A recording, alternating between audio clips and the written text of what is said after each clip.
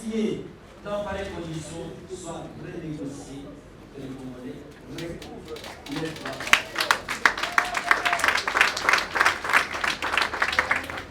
Toute cette marche doit être regardée comme une autre forme de guerre imposée à la loi. Il est plus dangereuse et plus destructrice que certaines agressions ouvertes qui endeuillent également notre pays. Combattants et combattants de la liberté et de la démocratie, nous saisissons cette opportunité pour donner de la voix sur les sujets qui défendent encore la colonie, notamment la congolité et la désignation des membres de la CENI. Ces sujets sont d'autant sensibles et clivants que nous croyons devoir apporter aux uns et aux autres la voix de la sagesse.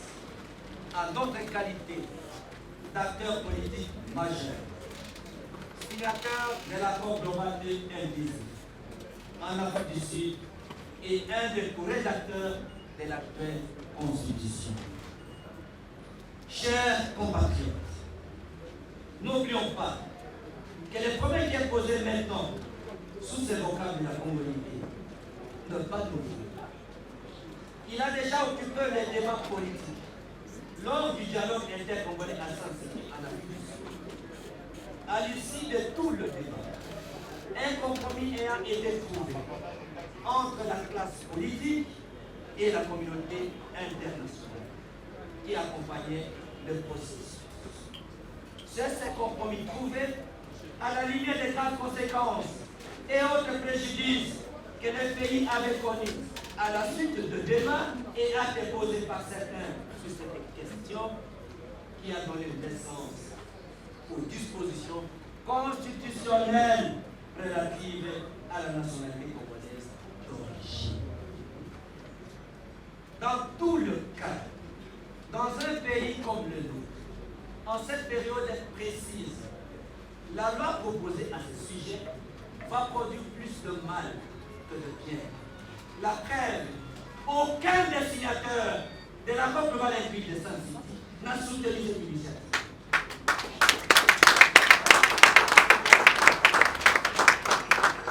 À notre avis, ce n'est pas ces easy concrètes et les conséquences néfastes qui pourraient découler d'une pareille option. Notre diversité culturelle est notre plus grande richesse. Elle est un facteur inestimable d'enrichissement mutuel. Le progrès des sociétés humaines est toujours passé par le brassage culturel. De nombreuses sociétés africaines, probablement la majorité, ont été érigées sur les cultures matriarcales. Elles attribuent aux femmes le rôle de formation personnelle et intellectuelle des enfants, ainsi que des jeunes. La femme est la première responsable des enfants. Elle joue les rôles d'éducatrice comme des modèles de la société. La colonisation économique, politique et religieuse du continent africain nous a non seulement imposé des frontières, mais également la remise en cause des sociétés matriarcales et matrilinéaires. Là où elles ont pris racine et continuent à prospérer, nous devons en réfléchir. Cela fait partie des non-valeurs. Tout enfant né d'un ventre congolais, pleinement congolais, à part entière, ne pas le reconnaître, c'est trahir notre passé, notre histoire, nos coutumes et nos valeurs. En tout état de cause, les têtes des initiateurs de cette démarche, de la congolité, quant à l'accès de certaines personnes aux responsabilités publiques des premiers ordres sont compréhensibles. Nous disons cependant que leurs préoccupations peut être rencontrée à travers un jeu démocratique normal et la gouvernance interne. C'est encore une fois une question de culture politique. Le tenant de cette position ferait donc œuvre utile en utilisant judicieusement les urnes pour écarter toute personne qui juge indigne de commander le pays, plutôt que de stigmatiser arbitrairement toute une catégorie de compatriotes par une légalisation intempestive de leurs enquêtes.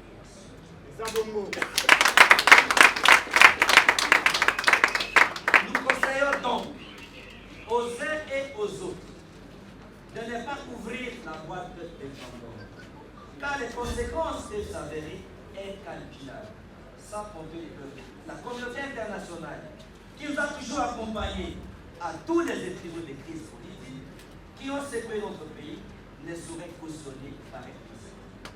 C'est pour dire, en français facile, que cette proposition de loi controversée sur la communauté est inopportune et susceptible de mettre à mal la cohésion nationale. Les visionnaires vont les chercher pour s'occuper efficacement de plus important, à savoir la lutte contre la corruption, entretenue impunément tant par des étrangers, des Congolais qui de père et de mère, que par bien d'autres, mais tous criminels au même titre. S'agissant des élections, chers compatriotes, n'oublions pas que l'enjeu principal d'une élection, c'est l'acceptation ou le rejet de résultats. Nous devons, comme combattants de la démocratie, nous inscrire dans la dynamique des élections organisées différemment de toutes les autres que la RDC a connues jusqu'à présent. Cela dépend sans aucun doute de la mise en place d'un pouvoir organisateur net, indépendant et impartial. Il en va de la crédibilité et de la fiabilité de résultats. À cet effet, la désignation des animateurs de la CENI doit refléter cette image de crime. J'en appelle donc aux acteurs apparents et non apparents, intervenant dans les processus de désignation des animateurs de la CENI, de privilégier l'intérêt général et la démocratie en lieu et place des positionnements politiques et personnels. Combattants de la liberté et de la démocratie, nous venons ainsi de vous éclairer sur nos convictions, notre idéal, l'idéal du changement pour l'instauration de l'état de droit sous toutes ses formes. Dans ces combats, nous avons été privés de notre dignité humaine par la dictature. Notre lutte revêt une dimension nationale, c'est la lutte. Une lutte qui puise ses origines dans nos souffrances et nos expériences.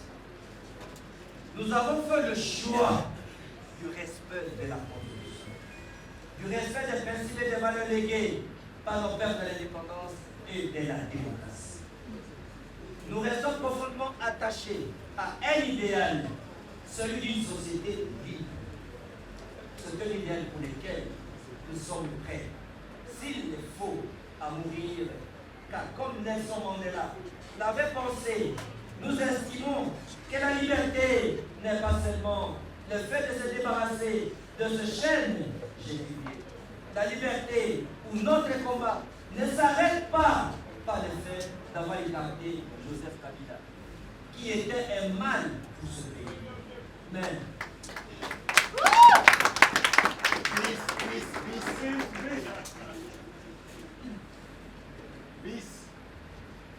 j'ai dit mieux, la liberté ou notre combat ne s'arrête pas par le fait d'avoir écarté Joseph Kabila, qui était un mal pour ce pays.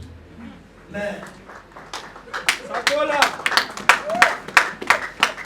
mais c'est de vivre d'une façon qui respecte et renforce la liberté des autres, la démocratie, la cohésion, l'unité nationale, la justice et la gouvernance intègre.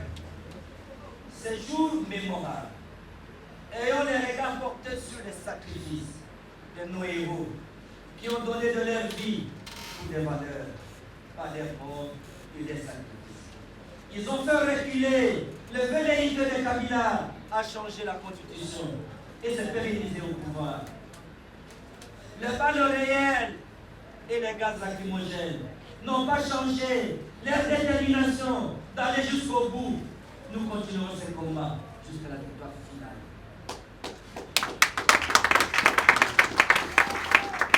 C'est pour dire, nous allons barrer la route à tout projet ou programme qui tentera de remettre en cause la démocratie, toute injustice, toute forme de politique, les anti-valeurs. Sinon, ça serait craché sur nos martyrs. Ainsi, j'ai dit, la lutte continue. Je vous remercie.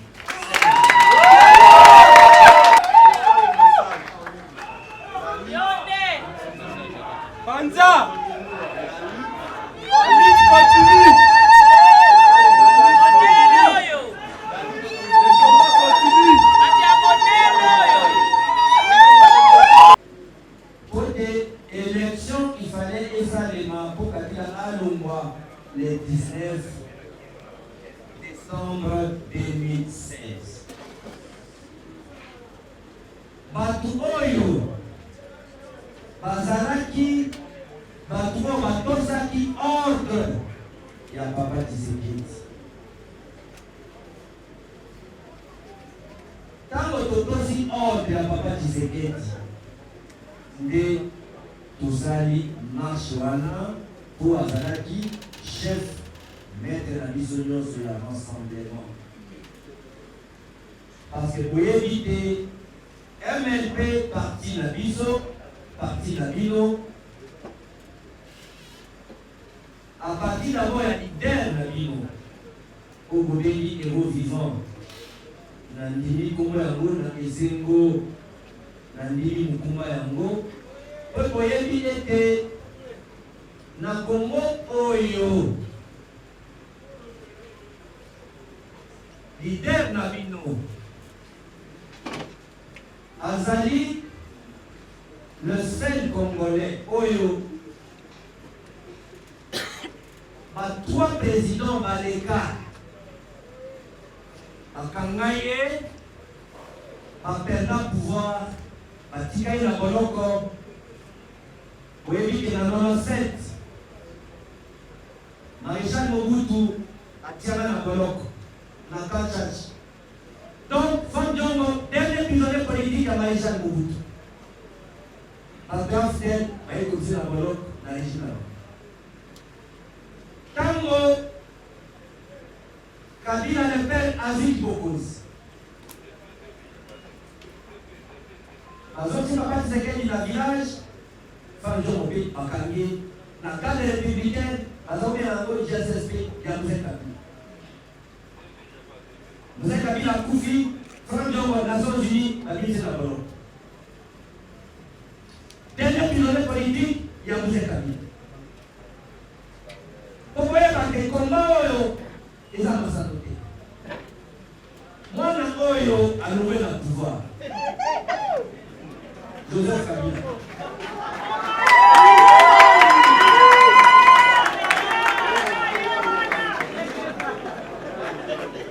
Olanda. Complète. Moi, je suis à nouveau dans le pouvoir Joseph Kabila.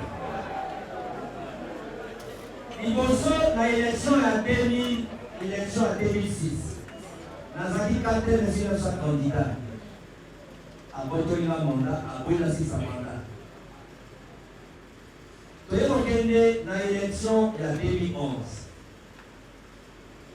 Nous avons 1700 candidats pour la 13 sièges. Président, merci. Pour voter Malanko, pour le premier.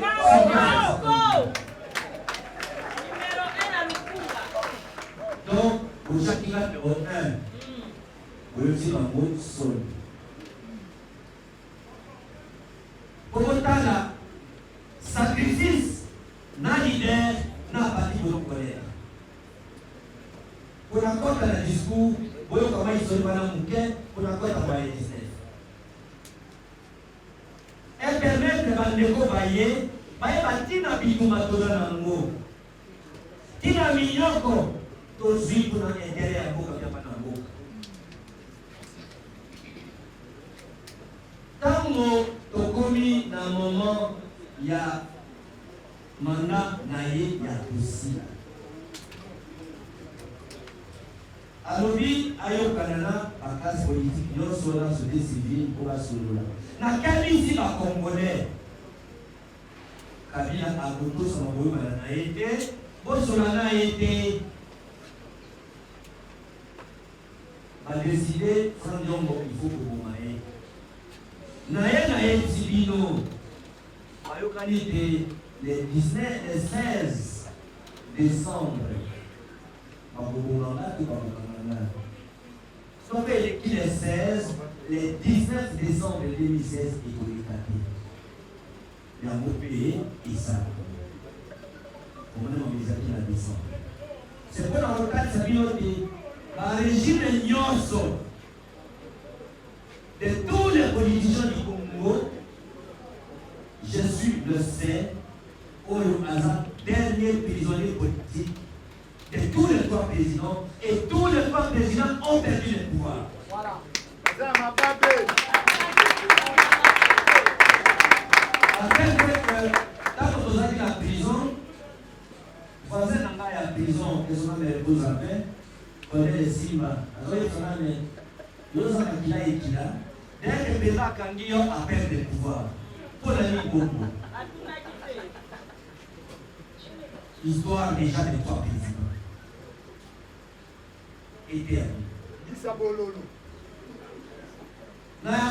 Le 19 décembre 2016, Tango, Papa Tshisekedi appelle si mot d'ordre. Donc, on est hôtel de ville pour la autorisation de la marche. Marche au bandolation va confier les acquis marches autorisés. Pour que la partie de la biso, vous dites qu'il faut combattre presque 30 ans à côté de la Tshisekedi. Partie de la biso, à un moment qu'ils allaient, depuis que Marie-Paulette a officiellement, ils allaient 19 ans. Vous dites qu'on fait la biso, pour la Zéla de Mouma, Zéla Tshisekedi, Makala Tshisekedi, Makala Mouma, pour biso de Zolanda. Le code à Bango du Malé Bawa, biso pour continuer Bitumana Bango. Na lolenge bango babundela kamboka eki koloba te jamais kotraye Congo pona mbongo pona musala to kotraye Congo pona kobanga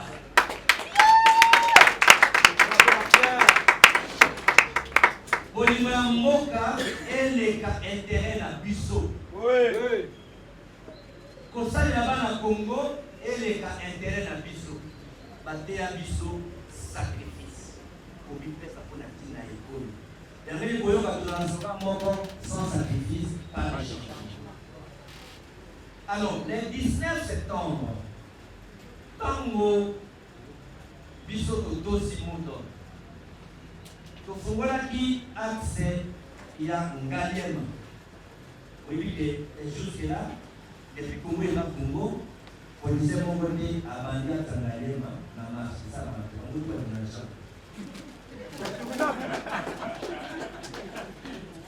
Je dis bien les politiciens de tous les partis politiques.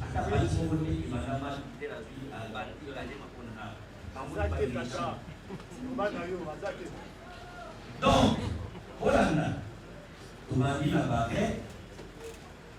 Bateau Saki, mot d'ordre, il y a pas de Tshisekedi, pour la copie sa Kabila préavis, carte jaune. Ça dit que leur locataire, 3 mois avant, va préavis d'ailleurs, ils ont fait ça, il faut le voir. Vous en comprenez?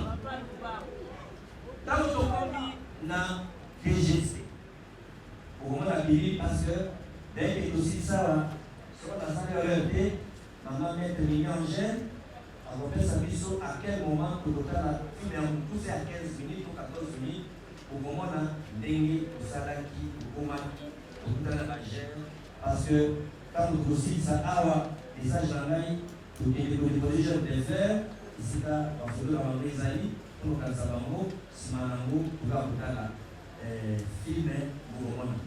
Quand on commence na DGC, barrière à Bagère. Donc la population va avoir la résistance. Pas casser, pas les wana. Na remercie, pas commoder, pas membre MLB, dès que vous avez résistance. Parce que si on pense à la résistance, on a dit que nous pouvons trouver. Pas beaucoup de mémoire. Rejoins qu'ils est là à Saint-Luc, toujours presque à Savubu. Quand on a commis dans Bakayao, les affrontements et bandits. Quand l'affrontement est bandit, il y aura affrontement dans la police. Le code a besoin qui peut terminer. Quand le club à Liboso, encore qui dans Sévigné, les attaques à Boubotan et bandits. Pam, les bateaux 5, 4, Bazu Pota, Bazu Massassi, Kaka, devant l'école Sévigné. Wapi Ndeko l'a présenté Awa, pour la salle escapée. Yaka. Parce qu'il y a pouvoir qui sur place, on a tout fait pour nous remettre dans le camp Congolo, pour nous remettre l'hôpital, des sautés, comme nous avons sauvé, et Dieu nous a aidés. Alors, parmi les 5 personnes, au besoin de Massas au même moment. Oyo akufaki liboso. Papa doit courage. Moi, papa de yo. Papa téléphone. Parce que nous, nous avons une histoire vraie. Comme on a étonné, ou Azaki étudiant, c'est son père. Tamoye Akwei. Maman bébé. Parce que majorité na bango, na bango na ngalelo. Ayebi leki na ye. Vanda papa. Alors mais asali wa bete masasi boye. Ah, il y a ko défendre ye. Pas. Et bon moni ala leki. Donc ce que bébé a défendaka leki na ye te bébé te trapufande. Yango na lobi na discours bakufa pona ko défendre culture toza nango bolingo. Dans l'entretemps, hier, Maboko, Makolo, et Izaki na Makolo, comment on a la vidéo, hier, c'est quoi, Makila et Iso, on a s'organisé, pas Zoaïe, pas bien l'hôpital. Les fils qui sont, on a construit à Taï. Tous les autres sont morts. Maman, qui est d'ailleurs, Maman, Oyo, ce que tu récupères, qui est de bébé. Il faut grâce à elle. On va dire Merci mon bail. Aza dis-moi si à soda. On va aller à la maison na kancha tsira maisha. Ye motalale la ki bibembe ta mbango yiba bibembe. C'est cette maman ici. Sauf à la qualité mais toujours des bébés mon côté. Pour bibembe mususu, tu as la capacité à poser à monter.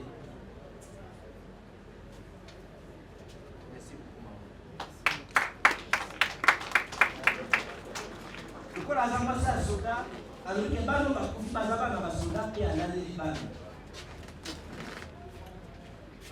L'état va pour nous donner à quel abandon à mon ici là. Je vais vous comprendre que patron toujours est là. Et ça va tout ramasser dans l'ordinateur.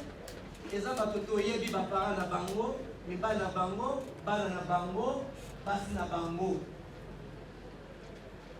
Et puis, particularité zanini, kobanda ti awa na kikwanza, tobuka station mon côté, babuka magasin mon côté, on n'a pas pillé. Violence moko esale maté, babeta moudité. Marche autorisée.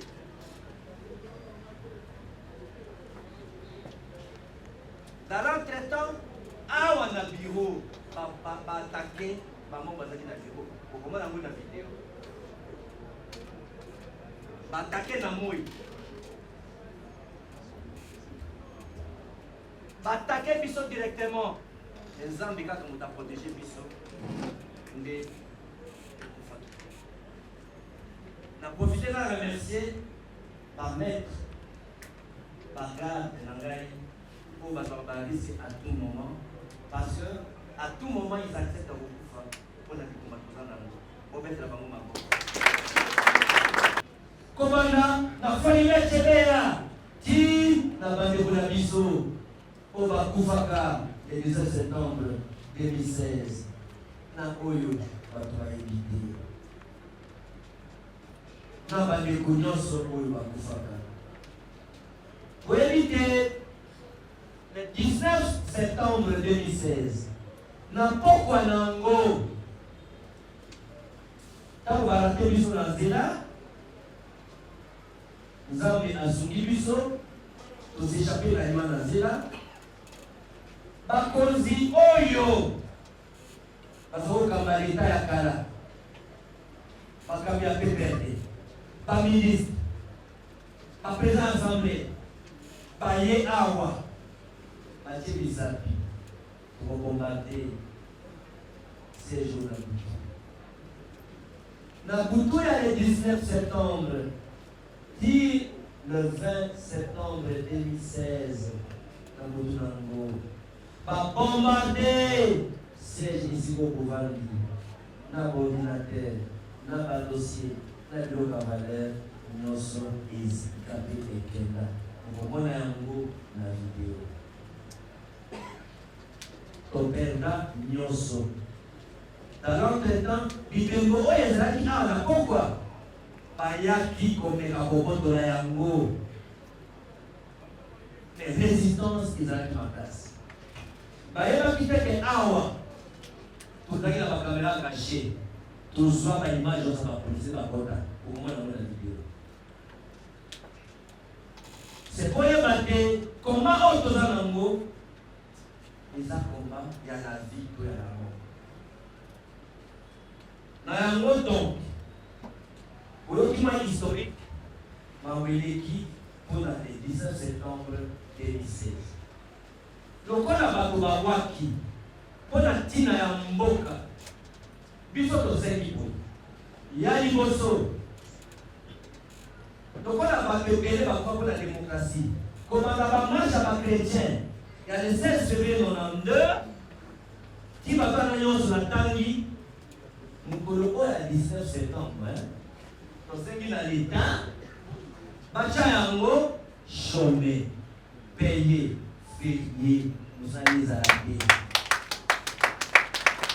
mpona kotalisa na mokili te bango bakufa pamba te mpe biloko ya boye babandela yango te epi mpona bafamile na bango bayeba te bandeko na bango leta akanisi bango akumisi bango ayebi bango kosenga ya liboso wana kosenga ya mibale eyali tele batonga monument moko ya monene mpona kotia bakombo na bango mpo te bana na biso ntango bakotanga histoire ya komba ya démocratie ya état de droit ya liberté ya alternance bayebaka bakombo ya banani bakufela mpe babundela mboka ete ya mokili te tolingi komona biloko ya boye lisu te tolingi koyoka lisu te kelokola na este ya mboka bazojore bamama bazoboma bato biloko wana nyonso tolingi ekoka kosila ya lisusu ya misato lokola tolobaki ete ntango basali mama modele wana babomi bato modele wana tokenda kotika bademande badosie baplainte ke bakanga bato basali boye basalisa bango bakanga motu te basambisa motu te, bakondana motu te. Eza lokola eza extrémité. Alors que bamagistrat badosie ya modele wana bazelaka plainte ekomama te, bango moko bamagistrat bakokaki kozwaka badosie babandukanga bato basambisa bango basala yango te. Nde bozena na biso ya misatu mpo na lokumu ya mboka lokola bakufela mboka esengeli donc bango bazwa justice, bafamille baza dédommagé, bakondani bato oyo basalaka mabe wana. Wana mabetali tina oyo toyaka tolelaka tokasamani na biso lokola kolobaka peno frajon likolo oyo alobi te yango na mabe ebele oyo ezali na mboka. Kabine na ngai bakolaborateur na ngai tolobaki makambo mingi oyo etali na mboka, ezala etat de siège, ezala mametali condition ya mai ya Kasai, mais toye kotala te lokola makambo ya mutuya makasi ezolinga ebetisa mboka, eza likambo ya bato ya seni na likambo ya mametali loa oyo babengi kongolite.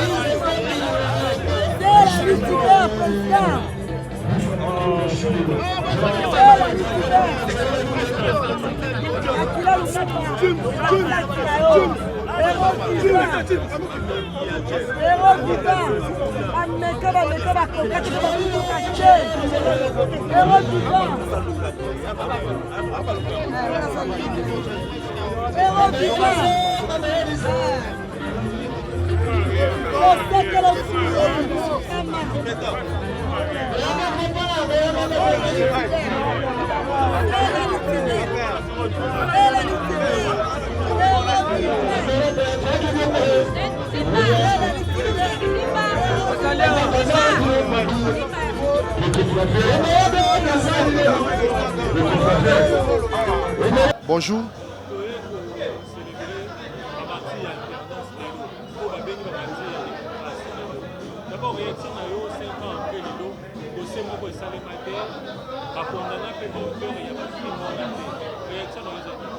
En tout cas, nous allons nous parce que le procès Salématé, la responsabilité n'est jamais dégagée.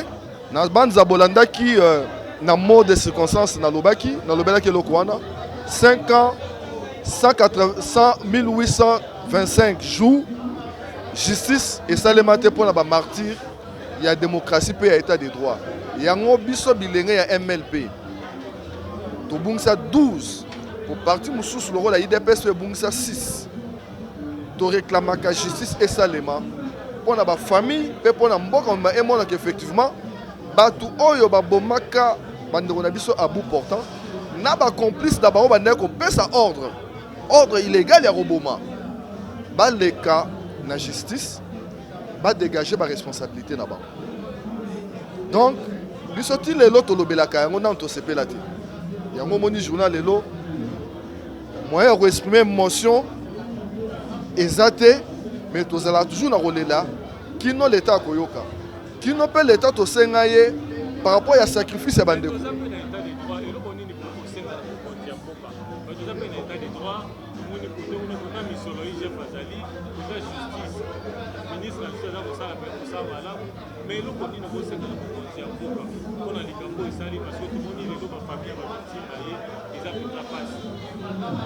Tokosenga na mokonzi ya mboka toyebi ke mokonzi adirijaka mboka ye moko te adirijaka mboka na équipe.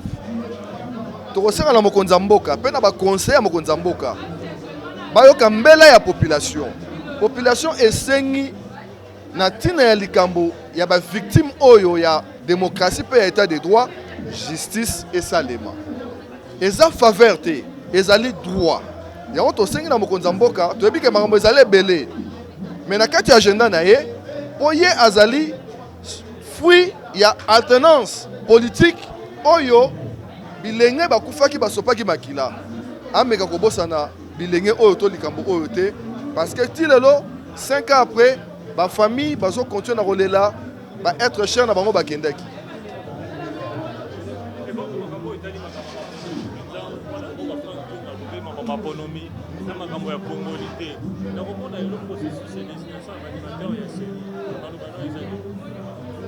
Bon, nakosepelo benga na émission moko pona développer parce que son abandi koloba awa nakozwa yo temps TV Zangonga na pese rendez-vous benga ngai na etando na yo nako développer ba sujet na nyonso.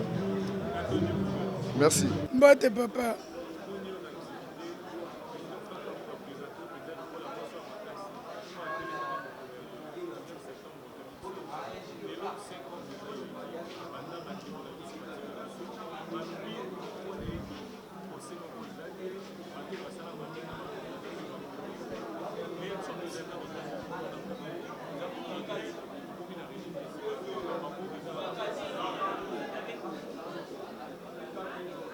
Ezalaki na le 19 tosanganaki ndenge toyaka ba réunion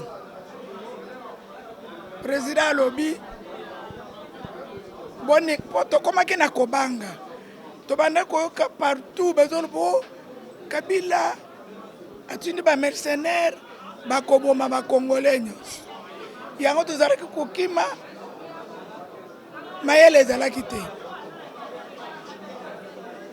tobimi pote biso nga naza veuve mobana nga akufi na bitumba ya lepere nakasumbalesa mais brigade na ye ezalaki abo na kanchachi mokonzi ya bacheval tozwaki décision biso baveuve tolobi bazofuta biso te mibali bakufi tokosala nini nde tino biso tobanda okende marche mpo tolongola Kabila tozwa bakonzi ya bien baya kosunga biso na mabota totelemaki tobanda kokende bato bazalaki ebele bato ya changement tokomi na pont Makelele bitumba ebandi bazoya kobwakela biso bamilinga nazoyebisa bato na lobi soki bomoni mutuka moko basoda balati ba Dacron eza mutuka bisengamani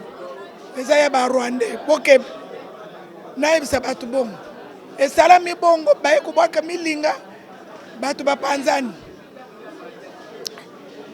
tolingi tokoma na station wana ya Kimbondo baye su kobwakela biso tolembaki te tobandaki koya po tokoma na destination na biso toya kotala boye mutuka wana ye eleki biso station ma campagne etikali boye wester moko eza pembeni wana bato wana baye koleka biso batie milinga tokoti kuna tobombani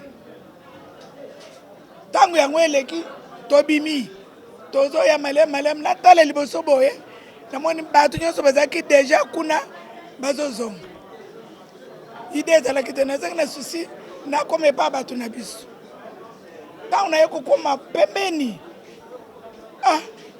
natali boye nakuti bebe dema natali garso moko pembeni oyo nyonso eza te siko makila ya garso wana ekangi bebe sikoyo babetaki makila evandi na makolo nde nayebisi nakitisi mwana mobali wana nabongisi bebe bien natala boye namoni oyo batiaki oyo marie wana napesi mitindo bana wana bakoti na seviniere bazwi bamesa na kiti baye kuvanda bazwi foto ya kabila batia deja aza ya kukufa minite namoni tango foro aye lere tango aye nga na telemi nake nakangi ye na teni ayebisi basoda na ye bozonga nsima minite oyo disermani aye nga na papa bolobi bozwa bokonzi mondele ya pasi ya boye oyo baza bana basie kombata esika bango bakokende nga na okende nakozonga nsima te soki bobomi ngai malamu so bobomi ngai te namoni babengi bato moko boye na thermometre mama oyo akomi mokolo seke azosala bien te mayele na ye eza kosila nasali bango boye seke eloko wana ezalaki batia ngai ezaki poison osomona thermometre molai boye molai eza na forme te nga nasali boye eloko wana ekwei na se nazongeli na bibemela nga misato wana toyi baye kopesa ordre komine ya ngaliema etindi commande car na lokoti sapato ya mwana mwasi bebe wana navandi nango boye bakotisi bango tango foro apesi mitindo nga nayebisi ye soki yoke na bibembe oyo vamenga na kufu nalalelaki me namoni babilo nini yango bafilme wana namoni yango te satelite akapitaki yango nake na bana wana tokomi mama ye mutuka na bango ya mai ya moto wana ezalaki nsima tokomi ti mama yemu bapesaka mama oyebi kokoma ngami nayebi bapesaka bik na deplia na tie kombo mama bana misato bazongisi ngai sikoyo nazobenga bato na biso moto moko aza te doka bapa alanganaki bongo nazoki na ndako na ngai ti lelo nakanisaka tongo nango babengi ngai na hotel de ville nakei babengi morgue mama oyo apesi pembe kono komona nani balobi mamu boye bapesi ordre ndenge bana wana baye kokundama bakundami baza ya kobeba makasi président apesaki baserkei po ekomaki biloko moko ya baza kolinga te me oyo nyonso eye nsima etumbami misu bakebwaka na bamai seke ngai soki nandimaki mbongo wana mbele bibembe oyo linga monana ti bakosaki ngai seki bakende oboma ngai ti ngai nandimaki teke mbongo ezalaki wana mpo na kanchachi ngai nateka mapa nateka bakoni nateka makale soda azalaka ne na mbongo te moni papa azalaka ne na mbongo te yango atalisaki bolingo ya mboka ngai nasambelaka na katolike natalaki nalobi yesu yo na ekulusu kufaki mpo na biso Poni batu oyo bokonzi ko bongola mitema te po toluka yo nzambe.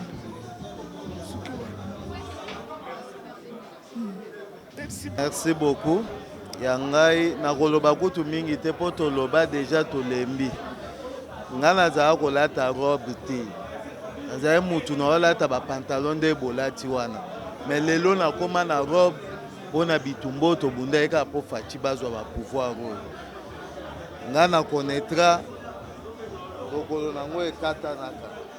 Banzo nyoso bozo mono. Za ba place oyo basali ba opération bana moko ekata naka.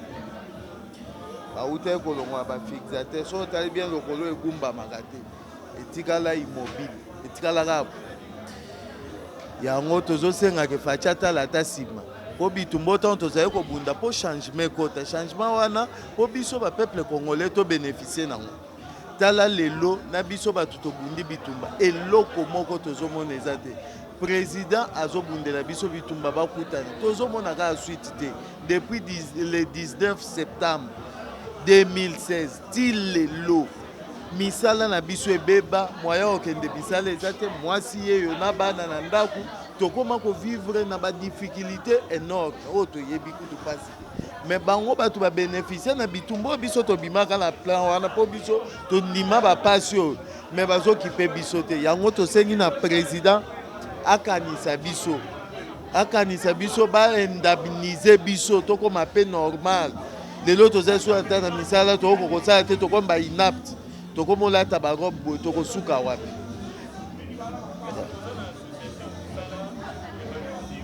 Tozala kaka pa Frank Diongo ndala ndela makamna biso nyonso ba to connaîtra kanani. Ba IDPS ba msusu pe soki ba yaka bo ba msusu pe ba koza côté msusu mais biso ba to MLP nde tozala ka. Depuis to buka na ngai lokolo basali opération 5 fois. Le président da supporta premier tour, deuxième tour, ba ko benga tina mutu na poto, docteur Wanda yaki ko réussir. 5 fois ils ko simba te ba balusa bo simbite na zongeli 6 mois après ba zongeli. Ba chebu libende ya katia. Buko ezobina kaka. Ba ko sala fixateur alibande si spécialiste wana uti poto ndaye ko réussir nde na tamboli bo. Mais nazota mwana pasi nazola taka robe lokolo gumba makate lokolo moko ko mukuse moko mulai natika na défaut wala yango na sengi président kanisela biso ba victime oyo ayoke la biso peto leli mingi to sengi pe mingi mwa maloba muke na zaye nango yango merci.